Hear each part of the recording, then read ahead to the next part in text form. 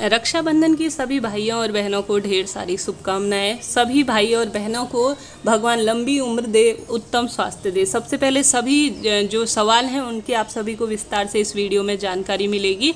सबसे पहले किसे राखी बांधनी चाहिए? हमेशा राखी जो है सबसे पहले भगवान को बांधी जाती है, जिसे आप अपने इष्ट के रूप में मानते हैं। आप माता रानी को मान सकते हैं, श्रीहरि विष्णु को मान सकते हैं, और साथ ही आप भगवान शिव को सबसे पहले रक्षाबंधन जो रक्षा सूत्र है वह अपने इष्ट को बांधिए, अपने भगवान को बांधिए और उससे इस तरह से प्रार्थना कीजिए कि मैंने आपको बहन के स्वरूप में, भाई के स्वरूप में, अपना सर्वे सर्वा पिता के स्वरूप में मान रखा है। हे प्रभु, आप ही मेरी मनोकामना पूर्ण करेंगे और बिना मांगे ही अपनी बहन की सभी तरफ से रक्षा करेंगे। सबसे पहले यह कार्य करना है, पूर्ण रूप से स्वच्छ हो जाएं।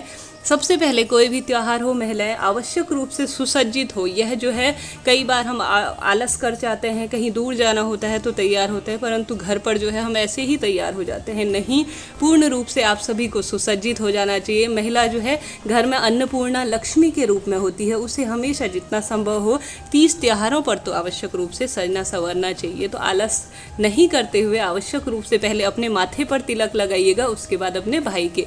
आप अपने खुले माथे से, कहने का अर्थ है सर पर कुछ ना कुछ रख लीजिए और सबसे पहले अपने जो है माथे को तिलक से सुसज्जित कीजिए, उसके बाद अपने भाई को माथे पर तिलक लगाइएगा। इसके बाद अपने महादेव या अन्य देवी देवताओं को जिसे आप रक्षा सूत्र बांधेंगे, उनके बाद जो है अपने घर के मुख्य द्वार पर स्वास्तिक जरूर बनाइएगा और उस पर भी जो है राखी आवश्यक रूप से बांधिएगा। गाड़ी में भी आवश्यक रूप से, वाहन में भी राखी बांधनी चाहिए। यह 3 जगह जो है आवश्यक रूप से राखी बांधे। मकान जो है, घर है जो है, वह हमेशा हमारी हर तरफ से रक्षा करता है।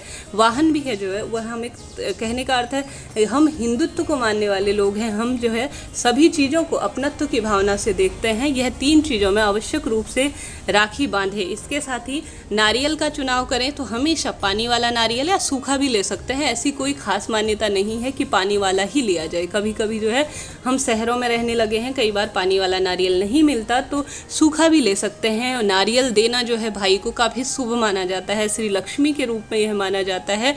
और बहन अपने भाई को देती है तो कहीं ना कहीं आशीर्वाद के रूप में है। तो ऐसे में उस पर जो है आप सभी को एक संभव हो तो स्वास्तिक बना लीजिए, उसके ऊपर कुछ ना कुछ रुपया रख लीजिए, 11 रुपये, 21 रुपये, और उसके ऊपर एक मोली बांधकर अपने भाई के हाथ में दीजिएगा जब राखी बांधे। काफ़ी शुभता के रूप में जाना जाता है। अगला सवाल, पीरियड से हैं तो क्या करें? पीरियड से हैं तो संभव हो तो राखी बांधने का प्रयास आप ऐसा कर सकते हैं कि राखी अन्य व्यक्तियों से, आपके घर के सदस्य हैं तो उनसे बंधवा सकते हैं, नहीं तो उनको टीका इत्यादि लगाकर। हालांकि यह तो नहीं कहा जा सकता कि आप टीका लगाइए या उनके हाथ में राखी बांधिए। जहाँ तक संभव हो अगले दिन जो है आप जब फ्री हो जाएं, कहा जाता है कि 15 दिन तक राखी बांधी जा सकती है, अगली पूर्णिमा तक राखी बांधी जा सकती है। तो आप जो है जब फ्री हो जाएं तब राखी बांधे तो काफ़ी उत्तम है। पीरियड में नहीं करें तो सही रहेगा। ऐसे में महिलाएं जो है अपनी भाभी के हाथ में या अपने हाथ में बांध रही हैं तो राखी हमेशा बाएं हाथ में बांधे, जबकि अपने भाई या पुरुष जनों के हाथ में बांध रही हैं तो दाहिने हाथ में बांधे। राखी का चुनाव करें तो ध्यान रखें, संभव हो तो राहु का प्रतीक होता है प्लास्टिक या इस तरह की बनी हुई चीज़ें, कांच वाँच इत्यादि अवॉइड करें तो काफ़ी उत्तम है। अपने भाई को रुद्राक्ष से बनी हुई माला, जो मोती है या कोई इस तरह का जो शुभता के रूप में मानी जाती है, चांदी इत्यादि का संभव हो, या जो है सामान्य सूत का, कपड़े का, प्राचीन समय से ही यह चला आ रहा है। आजकल तो तरह तरह के जो है इन चीज़ों को हम सभी ने बना दिया है, परंतु प्लास्टिक इत्यादि की चीज़ें जितना संभव हो भाई को देने से अवॉइड ही करें, कहने का अर्थ है यह है। अब मन में सवाल आता है जो नारियल मिला है उसका क्या करें?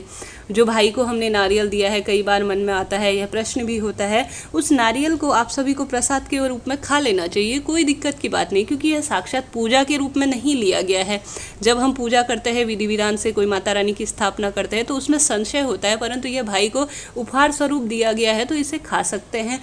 आप नहीं खाना चाहते तो यह श्रीफल अपने मंदिर में रख दीजिए शुभता के रूप में, या आप चाहें तो इसे अपनी तिजोरी में रख सकते हैं, या चाहें तो अपने घर के मुख्य द्वार पर किसी लाल कपड़े में बांधकर यह भी रखा जा सकता है। पर सामान्य तौर पर इसे इस तरह से न लेते हुए सामान्य तौर पर इसे प्रसाद के रूप में खाया जा सकता है।